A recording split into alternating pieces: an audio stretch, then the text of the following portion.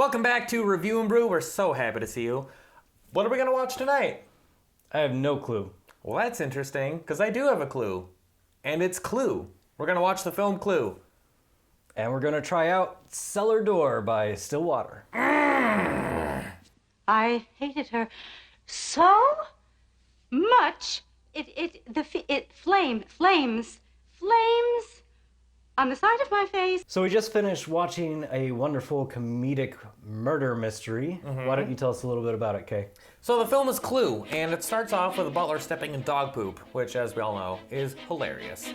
We're then introduced to a colorful cast of characters, including Mr. Green, Mrs. Peacock, Professor Plum, Colonel Mustard, and then the rest of them. Also, Yvette, the maid, who, how should I describe her?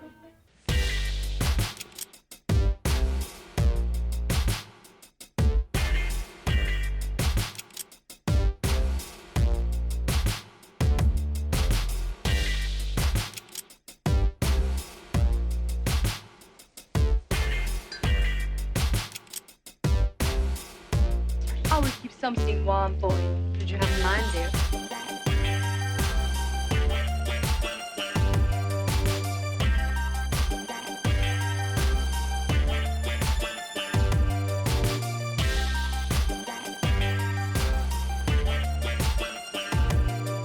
The host of this mysterious affair is one Mr. Body. Mr. Body is blackmailing all of the guests, saying things like, well, if you want to get away from this blackmailing business, you'll have to kill my butler. But they don't kill the butler, they kill Mr. Body. And then Mr. Body's body goes missing. Well, who's there? Nobody. What do you mean? Nobody. Nobody, that's what we mean. Mr. Body's body, it's gone. And then it comes back, and then he's actually dead this time. And then Geek Squad shows up, and then they spend the rest of the movie trying to figure out who done it in this mysterious movie. I thought it was really cool that Lee Ving played the part of Mr. Body. If I knew who that was, I would be impressed too, probably. He was the lead singer of the band Fear. 1, 2, 3, 4! So throughout the filming of this movie and all his parts, while he's alive and some when he's dead too, he's got this smile on his face, like as he's talking, he just has a smirk. It seems like one of those movies where they had 90 times the amount of footage that they needed because there had to have been so many goof-ups. And you can see some of the cast during certain parts of the movie are hiding their smiles. Yeah, because especially it's so ridiculous. I did like a lot of the actors in this movie. You have Christopher Lloyd, who played Professor Plum. Very, very funny guy. And a lot of the cast worked really, really well together. They had this great connection. Some of the cast were a little forgettable, like the cook. Tim Curry, at the end, when he's explaining the whole plot, that it's reminiscent to when a player in Clue is making an accusation. Yeah, they do their little call-out, you know, Professor Plum in the library with the wrench.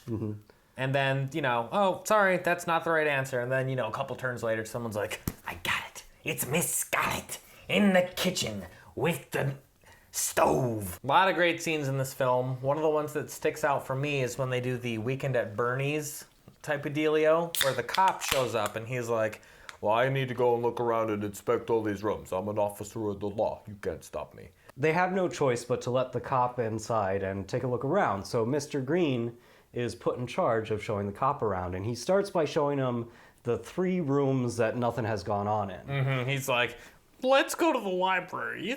We've got books. We've got other things. And the cop's just like, I don't know. I think something's going on here. And he's like, all right, let's go to the bathroom. We've got toothbrushes, toothpaste. And the whole time the cop's just like, what's going on in these 2 rooms? And he's just like, And the cop's like, I'm going in these 2 rooms. So they hide the dead bodies as people getting some action. You know, they put on some party music. It's very soft, mellow, relaxed. And you got someone making out with the body. And my favorite part was the drunk guy, because I've seen it before many, many, many times. You're not gonna drive home, are you? He won't be driving home, officer, I promise you that. No. Somebody will give him a lift, huh? Oh, we'll get him a car. A long black car. A limousine. Oh, When this movie was released in theaters, they didn't show all the multiple endings like we saw on the DVD release.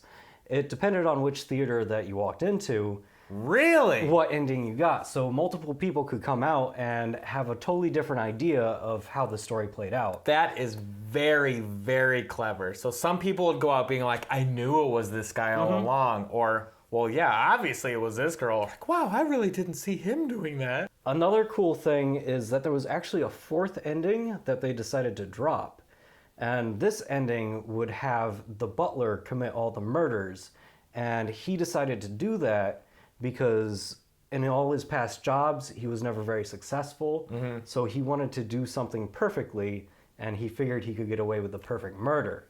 Maybe the whole movie is really just a bunch of series of mini clues, and there's an actual super real ending, which only the director or person knows. That's a pretty good You've got to theory. figure it out. That would be pretty cool. One of the dynamics that I thought was really great was when they split off into teams of two, they used the matchsticks, right? And so they draw straws, essentially. One of my favorites was Mr. Green and the maid. And there's all these taxidermy deer and other animals. And there's also a human head in the corner. No. Yeah, and No. they don't mention it at all in this film. Other than the butler at one point says that the house is owned by a friend, which alludes to the fact that he could still be the murderer. Ah. Yeah, you never really find out who the owner of the house is. They're all invited to this mysterious vacant mansion. Neat. Cheers. Charles. Charles. Charles.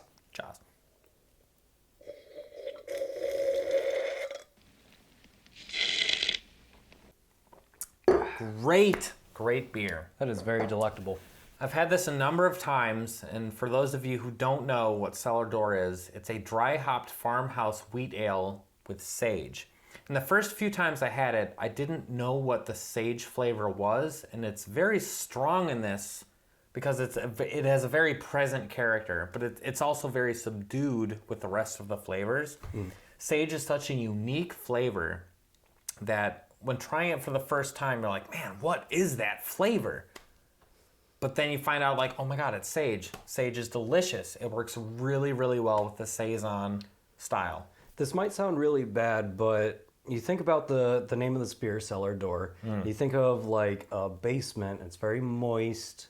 You think of the door in the basement, old oak door, probably partially rotting. Couple hobos. Like if you're sucking on that wood, Please, there are ladies present. it's got that funk to it.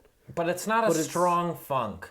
Anyone who wants to try a Saison or a farmhouse style ale should start with this because it's not very intense. It's not super weird. It won't put off your taste buds. And the sage adds a neat quality which you're not going to find in very many other beers. It's a great beer. It's very, very mellow.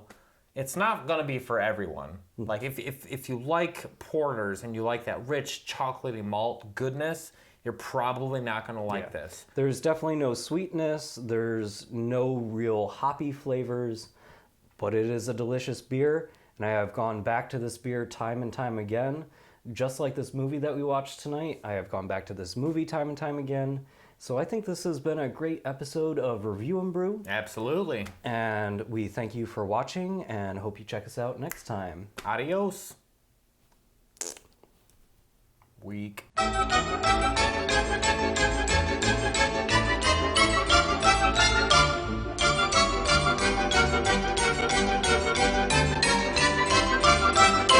I'm a maid.